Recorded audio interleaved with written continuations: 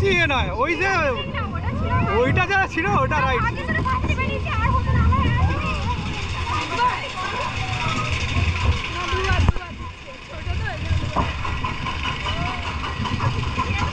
এটা ঠিক আছে না?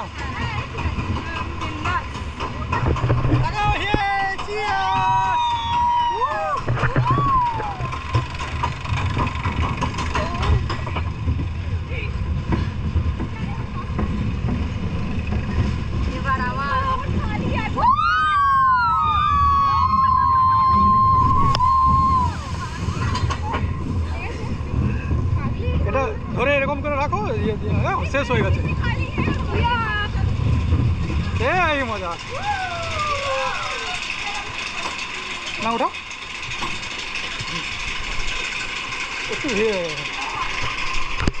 হ্যালো ফ্রেন্ডস, আজকে আমি চলে এসেছি কলকাতার সবথেকে বড় আর এনার্জেটিক ওয়াটার পার্কে।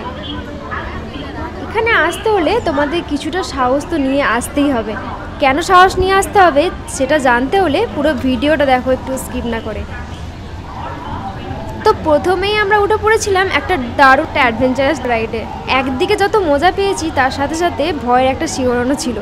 আমি তো অ্যাডভেঞ্চার ভীষণ ভালোবাসি, তাই আমার জন্য এটা একদমই পারফেক্ট রাইড ছিল। জিজ্ঞেস করো লকারটা কোথায়। আমার মনে হয় জীবন অন্তত একবার হলেও এই ধরনের অ্যাডভেঞ্চার রাইডের অভিজ্ঞতা নিতেই হবে। তাই আমি ভেবেছিলাম আমার এই স্পেশাল এক্সপিরিয়েন্স তোমাদের সাথে শেয়ার করব। তোমাদের মধ্যে কারা কারা নিকো পার্কে ঘুরতে গিয়েছিলে কমেন্ট করে অবশ্যই জানিও। দেখি আমার মতো আর কতজন নিকো পার্ক লাভার আছে। তো প্রথমেই আমরা টিকিট কেটে নিয়েছিলাম। এখানে টিকিটের দাম সিজন আর অফার অনুযায়ী বদলায়, তাই সঠিক প্রাইস জানতে হলে অবশ্যই কমেন্ট করো, আমি তোমাদের রিপ্লাইতে জানিয়ে দেবো। ভিতরে ঢুকে আমরা সরাসরি লকারের দিকে গেলাম। এখানে লকারের রেট ছিল 200। এখানে তুমি তোমার সব কিছু প্রয়োজনীয় জিনিস লাগেজ করতে পারবে। একবার লকার নিলে পুরো দিনের জন্য ব্যবহার করতে পারবে, এটা বেশ সুবিধাজনক। তারপর আমরা চলে গেলাম ওয়াটার পার্কের দিকে।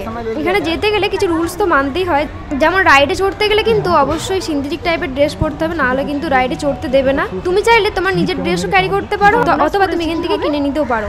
এটা আমি আগেই তোমাদেরকে বলে দিলাম যাতে তোমাদের প্রস্তুতি নিয়ে আসতে সুবিধা হয়। এরপর একটার পর একটা রাইড চড়ে প্রতিটা রাইডেরই জন্য একটা আলাদা এক্সপিরিয়েন্স ছিল। কিছু রাইডের ভয়ঙ্কর এক্সপিরিয়েন্স ছিল, আবার কিছু রাইড একদমই মজার ছিল। মাঝে মাঝে মনে হচ্ছিল এটা আমার জীবনের সবথেকে একটা অ্যাডভেঞ্চারাস দিন।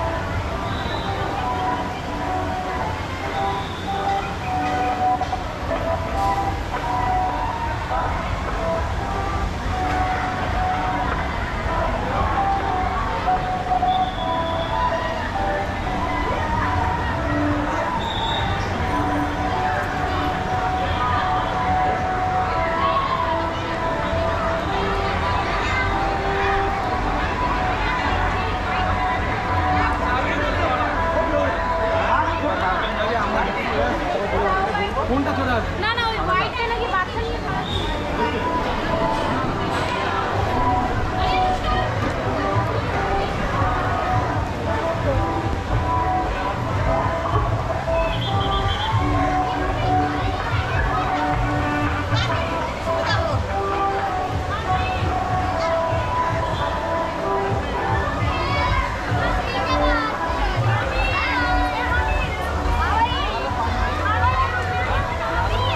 কিন্তু এখানেই শেষ নয়, এই ভিডিওর পরের পার্টে তোমরা আরও ইন্টারেস্টিং রাইড দেখতে পাবে। তাই দেরি না করে আমার চ্যানেলটাকে অবশ্যই সাবস্ক্রাইব করো, আর ভালো লাগলে ভিডিও একটা লাইক দিয়ে দিও। দেখা হচ্ছে নেক্সট ভিডিওয়। Tata, bye by.